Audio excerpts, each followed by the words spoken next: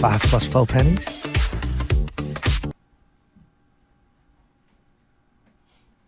Now, back to the morning roast with Bonte and Shasky. All right, Brad Sham will join us in moments here. 888-957-9570. I see the lines lit up here. Favorite memory, Niners, Cowboys. And a thought on the game before we get to Brad Sham. I'm going to go to Jack in Pittsfield, Massachusetts. Jack, watching us on YouTube. Good morning, Jack. Appreciate you out there on the East Coast. What's your favorite memory when it comes to the Cowboys and Niners and your thought on the game? Memory. First game I ever watched, 6 years old, 49ers, Cowboys, NFC Championship game.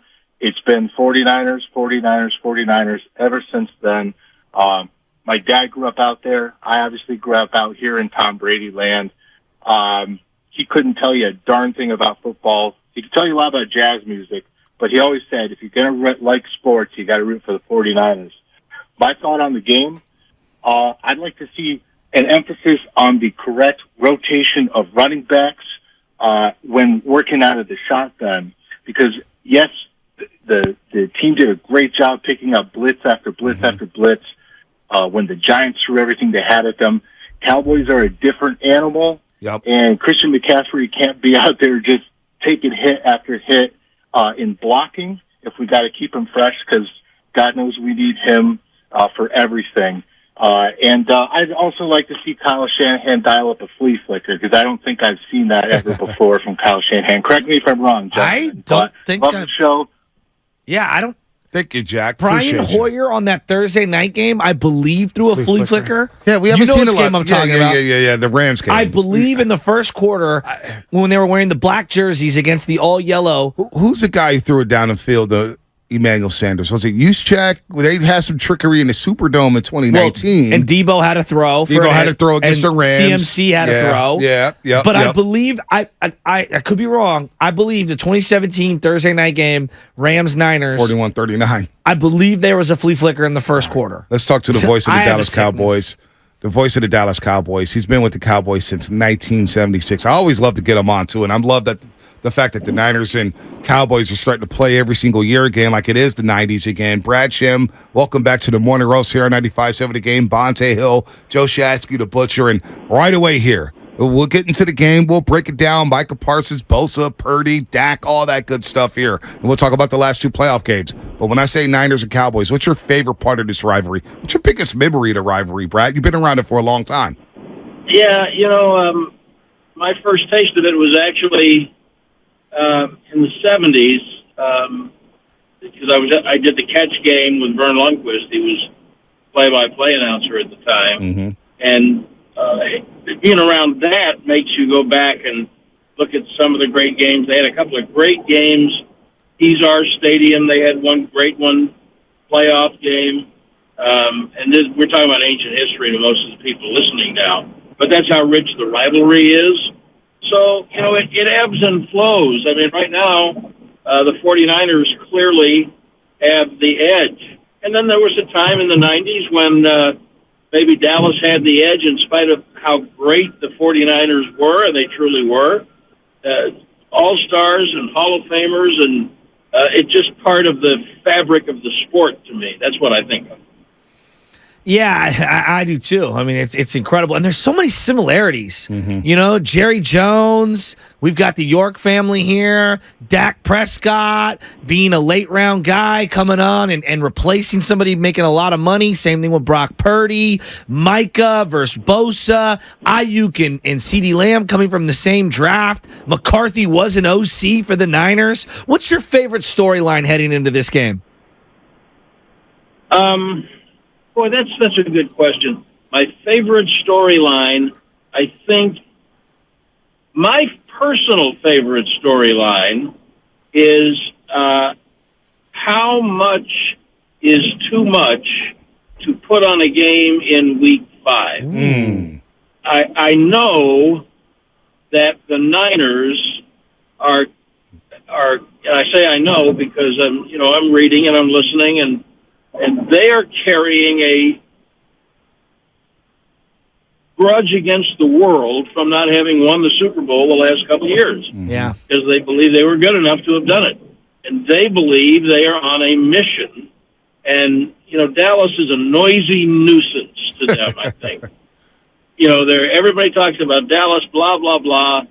And people all over the country, players, fans, media, get sick of Dallas. There's nobody. I don't know if there's a team in any sport hated as much as this team. And that's part of their history, too. They've kind of fueled themselves on that. So the Niners, they are on a mission, and this is just a step on the way to their mission. And I don't know what losing the game would do to them psychologically. I'm not sure it would matter much. They're going to have to play the Eagles later on, and how many world cataclysmic events can you have in one? Right. So for the Cowboys, though, I'm a little intrigued. They are not shying away from saying it's not just a regular season game. Right. And, of course, it's not just a regular season game. But when they were – those teams in the 90s, if they played each other in the regular season, this wasn't about anything other than home field advantage in the playoffs. Right. That's what it was about. Mm-hmm. Whoever wins this game, and maybe there was a third team like the Eagles are right now, but basically what it was about was whoever wins this game is probably going to host the NFC Championship. That's what it means.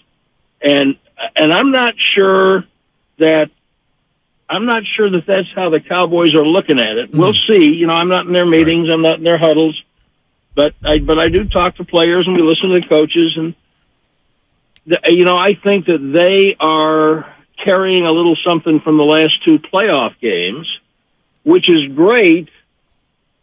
It would be an important thing for them to win the game, but it's week 5. You're not going to win or lose the Super Bowl, either one, in this game. And so my favorite storyline, I think, is which team is putting more eggs in its psychological basket, and which one would have a bigger hill to climb when they lose, because one of them is going to lose unless there's a tie.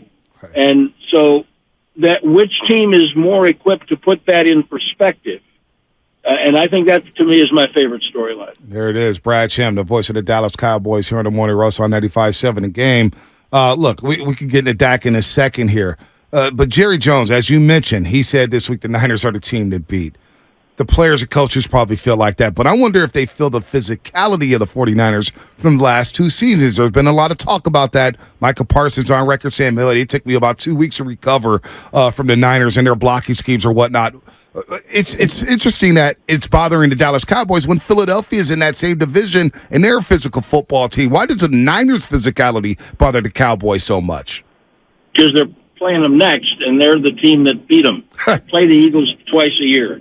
I saw Ross Tucker, who I knew when he played, and who I respect his work, and he's coming at it mostly from a Philly perspective. And I saw him online today talking about why would Jerry Jones give the Eagles bulletin board material by saying the 49ers are the team to beat. And the answer is, Ross, you big dummy, that's who they're playing next. And in a month when they play the Eagles, then he'll say it about the Eagles. So it's all lip service. Yeah, I mean, it's part of the game. And I think your point about the physicality is a well-taken one, but it's not that the Cowboys don't respect the Eagles' physicality, and it's not that the Cowboys aren't pretty physical themselves. Right. But the 49ers are the team that's beaten them twice, and they're the team they're playing next, and so that's why it's top of mind. Is the Cowboy team closer to the one that we saw crush the Pats, or closer to the one that lost to the Cardinals? Oh, no. Well, based on what we've seen, the only prism through which I can answer the question is the 4 games we've seen.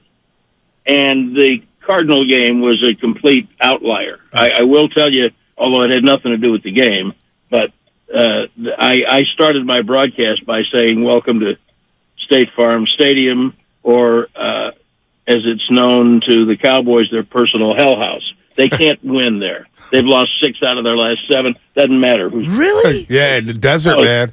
Wow. It's terrible. I mean, It's a home game for you guys, Brad. It's a home game for you guys, which is crazy because a lot of Cowboy fans go out there to Glendale, Arizona. Yeah, I know, but that's true in a number of places. But there were a lot of Cardinal fans now. They were ready to see their team win.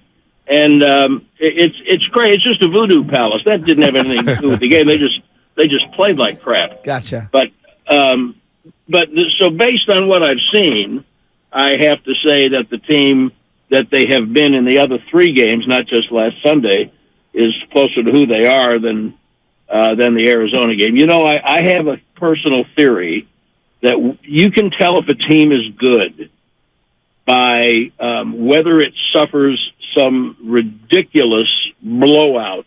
Because if Dallas had, I don't know, it was 3 or 4 years before the pandemic, and they were thinking they were trying to be good, and they went to Denver in week maybe 2 or 3, and they just got skunked. Denver was average. I mean, they got turned inside out and upside down, and I said to myself then, okay, well, this team's not a good team. Because you don't have a game like that. You lose a game, you're going to lose games. But you don't have a game like that and say, yeah, we're a good team. So this was not that. This was, I mean, they could have done some things to even win the game into the fourth quarter. They'd fought their way back, made it a one-score game, then they had a mental bust in the secondary and gave up a big play, and then that kind of broke their spirit. So, I mean, to me, that game was an outlier, and I think that I think they're good. I think they're good. The 49ers might be great, but I think Dallas is good. Brad Sham here on the Morning Roast, voice of the Dallas Cowboys. What's the perception of Brock Purdy from the Dallas side of things, Brad?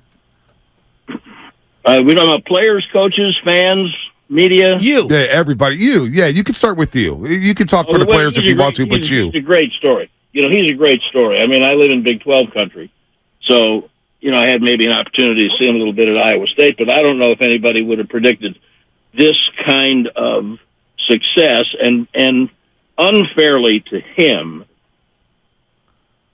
that's the reason that he is occasionally described as a system quarterback, because he's playing for a proven great coach who knows how to conduct the offense, and he's surrounded by all these great players, and I think that does him a tremendous disservice. You ever hear Tom Brady? Sometimes people miss. And so sometimes every team in the league misses. Johnny Unitas. So I'm not saying Brock Purdy is either one of those guys, but I'm saying I think he's demonstrated that he's not a fluke, and he's a really good player, and he is surrounded by some great players, and that makes him dangerous. What's going on with Dak right now? Because in both games in the playoffs, Dak came up short. Now, he's not the only reason why the Cowboys lost those games. I think he's a good player. I don't know. We could argue about how good or how great or, if he's great at all, if he's overpaid, underpaid. I think he's a very good player, and he's under a lot of scrutiny a lot of times. Where's he at with the fans right now? Because, boy, it just feels like he's under fire every week. This is a ridiculous fan base. I've sat in that stadium now and heard them boo Staubach and Aikman. Now, that was at the end of their careers, so these people turned on Romo, and fair enough, Romo didn't win anything, but Romo was pretty good. He was exciting. He made you competitive, and this guy, to me, is one of the greatest leaders they've ever had. I've said this 100 times. How good a quarterback he is will be proven by his career. That will tell us. But from a standpoint of character and leadership and respect among his peers, he is the equal of Staubach and Aikman. Now, that's a lot to say, but I really believe it. Now, he, fortunately for him, has developed a thick skin. He's had a lot of adversity in his life. It's well documented. Mm-hmm. And I think that mostly he's able to tune fans out. I do think that they're all human, and after a while, you may not ever look at at anything online, but you got people who look, and they're going to come tell you. And so after a while, it might get under your skin. He's a super competitive guy. He's a great leader. He is in a recalibrated offense that they really haven't opened up yet. I mean, I don't think any of us knows what the offense is, but is he the best quarterback in the league? I don't think you could safely say that. But if it was my money, I'd be happy to pay him and go take a chance to win with him. There it is. Brad Sham, before we get you out of here, because we're up against it, no, we asked about some storylines here, but we have the pleasure of watching Nick Bosa every single week, and Nick Bosa is a menace. He pushes that pocket, and I know the sack numbers aren't there, but he is getting to the quarterback with pressures. You guys get to watch Micah Parsons every single week. I think it reminds me a little bit of Derek Thomas, maybe some LT. Who does Micah Parsons remind you of? Because he's a menace as well, and he's a guy that we're all circling saying, where's number 11 going to line up? On the edge, in the middle? What's up with Micah Parsons? Who do you remind you of, man? Because he's a special one. Yeah, I don't know if Derek Thomas, that's an interesting comparison. He was a really unusual athlete whose career ended a little too soon. LT might be the best defensive player in the history of the game.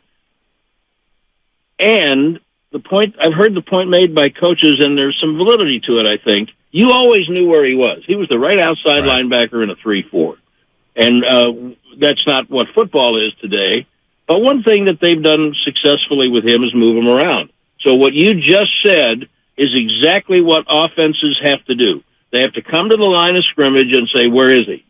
Because you'll have to adjust your blocking scheme for him. He's an unusual athlete. I don't know if he's an accidental pass rushing king. They drafted him as an off-the-ball linebacker. I saw him in college, and he covered ground like very few people I'd ever seen. And in the Wednesday practice of week 2, last year? I guess it was last year. They were on together. Or the year before, whatever it was, DeMarcus Lawrence broke his foot. And they needed a pass rusher. And Dan Quinn went to him after practice on a Wednesday and said, look, what do you think if we kind of change the way we're using you a little bit? We're going to need to pressure the passer some more. Wednesday of practice. And that's when he became this pass rusher. And he still, though, will drop into coverage sometimes, but he's more than a pass rusher. He's got an unusual football IQ, and he literally is all over the field. And what you just said about Bosa, I think, is really important, because I think it's true of Parsons, too. When a guy's that great, they're going to put 2 and 3 guys on him. Mm-hmm. So the question is then, what can you do, player, to find other ways to influence the game? That's one way. Draw 3 guys, your teammate gets a sack. Sometimes it's how close you get. I know it's true of both Bosa and Parsons. You may not lay a glove on the guy, but you're in the neighborhood and you have got the tackle or the guard back in his lap, and so the ball comes out a little differently. And all those are statistic-less, but very important parts of the contribution these guys make. And I'm not sure there is an apt comparison for him. I'd like his career play out a little more. No doubt. That's well said, Brad. We respect you from afar. We can't stand the Cowboys, but we do respect your voice and what you've done for the Dallas Cowboys. I know you are. We'll see you Sunday at Levi's Stadium. Right. It's good to have the Niners and Cowboys relevant again. This rivalry is back, Brad. Thanks for the time. Thanks, fellas. Anytime. Play-by-play voice for the Dallas Cowboys, Brad Sham. Been with them since 1976. So it's interesting that he brings up the Micah Parsons